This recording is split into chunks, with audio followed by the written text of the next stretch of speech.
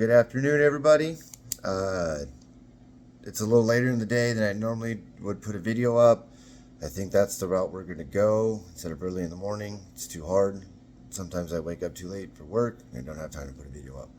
So we're going to try afternoon, later evening, see how that works out.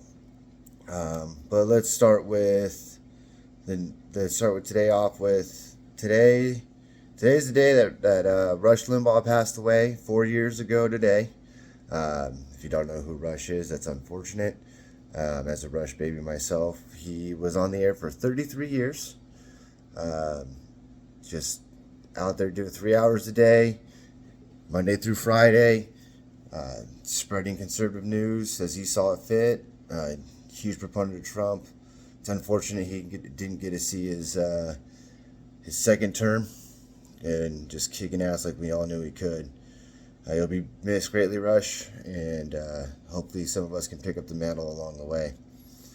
So we're going to start today with if you haven't watched the news, there was a 60 Minutes on some government workers,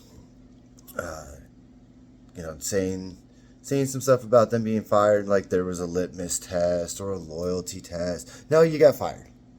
That's pretty much what it comes down to. You got fired, right? They started with people that were in probational periods. So that means you could be fired at will. 6 minutes was put on there. I mean, I wish we had a screen we could put it up on maybe sometime in the future. They didn't know where the next check was going to come from. Well, the rest of us working class folks never know if we're going to get another check. We can be fired at will. People lose their jobs. I know I have. Your paycheck is never guaranteed. If you're in the government and you're considering yourself your paycheck is guaranteed, that's a problem. Then you really did need to go.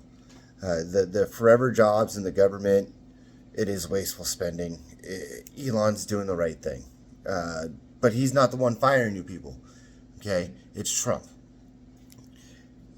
Elon points to it and says there's waste there. Trump goes, then let's get rid of it.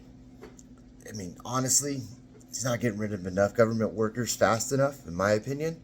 It should be way more. He tried to give you guys a buyout. He offered you money through the end of September. But the mainstream media lied. The Democrats lied. Is it a shocker? No. Did they said, where's that money going to come from? Are they actually going to pay you through September? That was the plan. So if a vote comes to shut down the government, it would have been the Democrats that shut down the government that didn't get you your money, so they can say, hey, look, Trump didn't pay you guys. It's all an illusion. The mainstream media, it's a joke. Okay? The whole thing is one lie factory after another. For instance, Margaret Brennan of CBS did a sit-down interview on Zoom or whatever with Marco Rubio. He wasn't in the studio, but they were talking. And Margaret Brennan asked him told him that free speech was the reason the Nazis came into power. Nobody saw the irony in that one. Pretty much, if you know nothing about how the Nazis came to power, if you spoke badly against the Nazi party, you got shot. You got killed. You ended up in a ghetto or in a work camp. It was that simple. So saying free speech caused that, it's just ignorance. So now we're just spreading lies about history. This is a communist tactic. The communists are well known for changing history, right? There's a picture of Stalin. I don't remember who he was next to. Caleb, can you look it up? There was a picture of Stalin. He was standing next to one of his cabinet members, and then that picture came out again 5 years later, and it was gone. And this was in the 40s and the 50s. This is before Photoshop.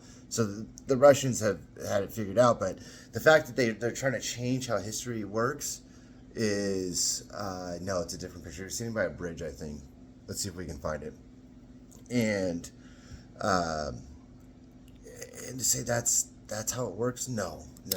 Because what happened was J.D. Vance goes to Europe, serves up the European Union a dish of their own shit, and rubs it in their faces and says, you guys want to criticize the U.S. because Trump didn't want to let a couple news people into the Oval Office for questions, which he has the right to do. He didn't say, oh, we don't want CNN in the Oval Office, but we're also going to take CNN off the air. No, that's not what he said. He said, if you're not going to be respectful, you're not going to be in the Oval Office. And not, you can go take questions from my press just like everybody else. It was a privilege, and they're all crying about it like a bunch of little babies.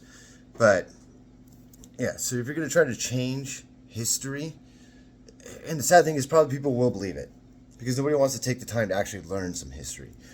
Maybe we're going to go over Sunday, some history, some more civics. I saw a comment that somebody liked that, so I'm going to go ahead and go with that on Sundays.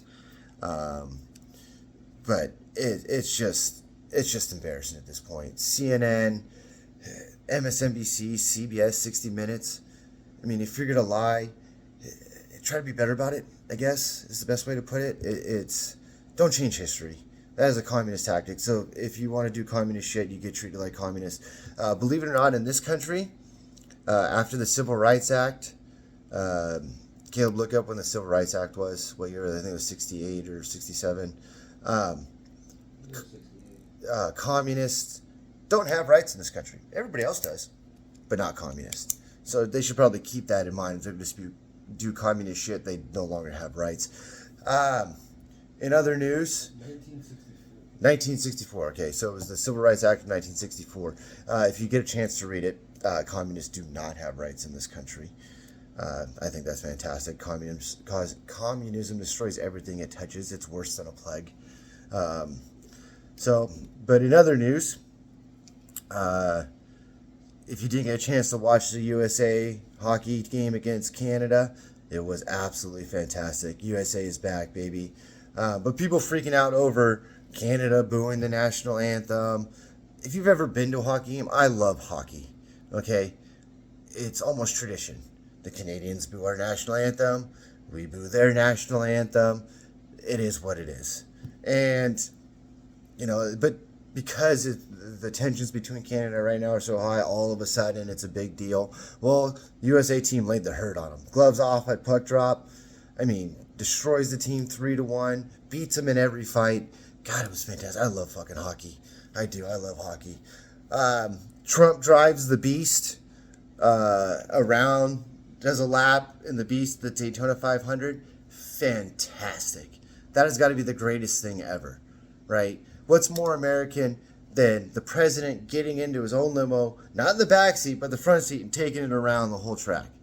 Oh, God, could you imagine being there? That place was probably electric. Beer was flowing like wine.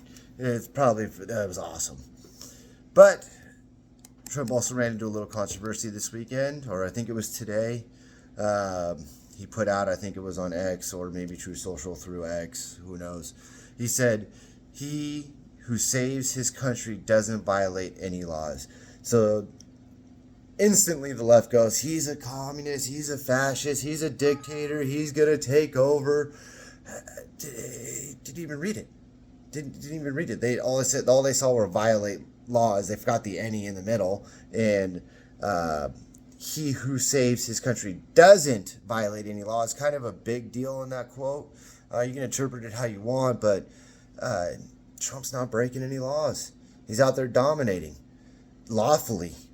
So, anytime you hear some communist hag, because they're normally hags, say that he wants to be a dictator, make them read it nice and slow, because some people are really, really retarded. So you got to read things slow to them. But the next thing, we'll end it today on this, is the mainstream media, saying Doge and the IRS. Are they really going to defend the government taking people's tax money? Taking money from American workers, blue-collar workers? The stupidity knows no bounds. They don't get it, right? Trump can say, what Trump should have said is we're going to increase taxes so that everybody freaks out and lowers taxes. I mean, that's what it takes at this point. The guy says he's got a cure for cancer. They're going to say people with cancer have the right to die. It's just unbelievable. But, you can make your own decisions. Watch the news for yourself. I'm just here to point you in the right direction if I can. Everybody have a wonderful afternoon, and we'll be talking soon.